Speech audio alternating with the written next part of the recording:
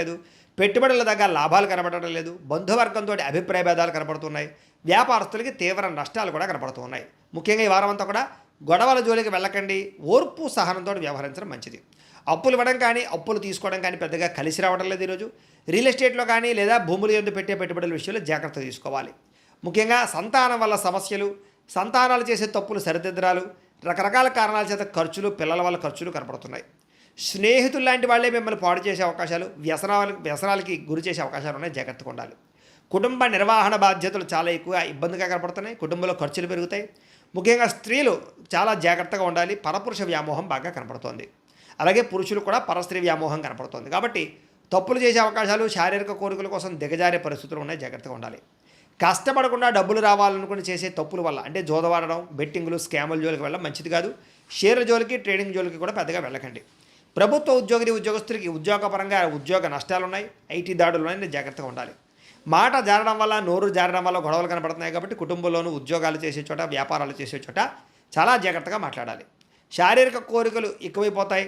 అనవసరమైన వస్తువులు కొనుగోలు చేయడం వల్ల సమస్యలు ఉన్నాయి. ఎలక్ట్రానిక్ గ్యాడ్జెట్స్, గృహోపకరణ వస్తువులు లేదా ఈఎంఐల ద్వారా కొనుగోలు చేసేటటువంటి కొన్ని రకాల వ్యవహారాలు, ఆన్లైన్ షాపింగ్లు నష్టాన్ని కలగజేస్తూనే జాగ్రత్తగా ఉండాలి. చిన్న చిన్న అనారోగ్య సమస్యలు వేధించడం వల్ల ఇబ్బందులు, డబ్బులు విపరీతంగా ఖర్చు అవ్వడము, తప్పుడు పెట్టుబడులు పెట్టడాలు లేదా సరైనటువంటి వ్యాపార లాభాలు రాకపోవడాలు కనపడుతున్నాయి. ఇతర దేశాల్లో ఉండే భారతీయులకు కూడా ఉద్యోగ నష్టాలు, సమస్యలు ఇరుక్కునే అవకాశాలు కనపడుతున్నాయి. వివాహాలు కూడా కుదిరి వెనక్కి వెళ్ళిపోయే అవకాశం కనపడుతుంది. ప్రేమికుల మధ్య అనవసరమైన గొడవలు విడిపోయే అవకాశాలు కనపడుతున్నాయి. సమయానికి నిద్రాహారాలు లేకపోవడం వల్ల అనారోగ్య సమస్యలు, భార్యాభర్తల మధ్య ఇంట్లో సమస్యలు అధికమవడం కనపడుతోంది.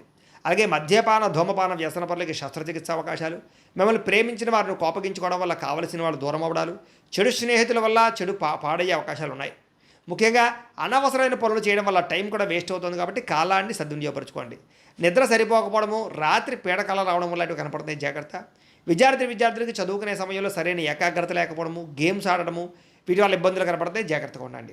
ఉద్యోగస్తులకి కొన్ని అకారణాల వల్ల ఉద్యోగంలో సమస్యలు అధికమవుతున్నాయి. జాగ్రత్తగా ఉండాలి. స్త్రీలకి మీ అందాన్ని కాపాడుకునే ప్రయత్నం చేయగలుగుతారు. కొత్త పరిచయాలు మీకు మానసిక ఆనందాన్ని కలగజేసినా కూడా తప్పులు చేసే అవకాశాలు ఉన్నాయి. జాగ్రత్తగా ఉండాలి. వ్యాపారస్తులకు వ్యాపారపరంగా అంతంత మాత్రమే వ్యాపార లాభాలే కనపడుతున్నాయి. కాబట్టి చాలా జాగ్రత్త తీసుకోవాల్సిందిగా ఈ రాశి వారికి తెలియజేస్తూ, ఈ వీడియో కనుక మీకు నచ్చినట్లయితే కాస్త లైక్ చేయండి, అందరికీ షేర్ చేయండి. ఇంకా ఎవరైనా ఈ ఛానల్ కనుక సబ్స్క్రైబ్ చేసుకోవడం ఉన్నట్లయితే కనుక కాస్త సబ్స్క్రైబ్ చేసుకోవాల్సిందిగా మనస్ఫూర్తిగా ఆశిస్తూ, గోబ్రాహ్మణేభ్యః శుభమస్తు నిత్యం. లోకాః సమస్తాః సుఖినో భవంతు.